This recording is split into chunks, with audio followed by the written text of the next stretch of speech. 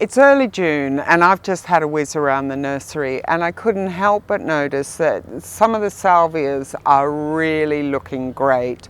So I've just bundled up this lot, and I thought I'd just quickly talk you through a little bit about salvias.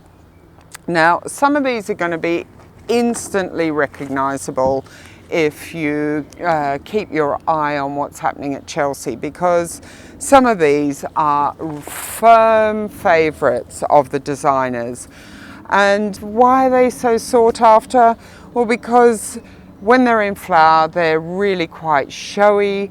They generally flower over a very long period. The bees absolutely adore the flowers. And they're quite a big and diverse group of plants. There's over 900 species and thousands more named cultivars, so there's a lot to choose from. They range in size from quite small little tiddlers like this one to real giants. I think the biggest one we sell, black and blue it's called, grows to about 2.5 meters in height once established, so pretty big. They are sun-loving plants and they'll grow in most soils.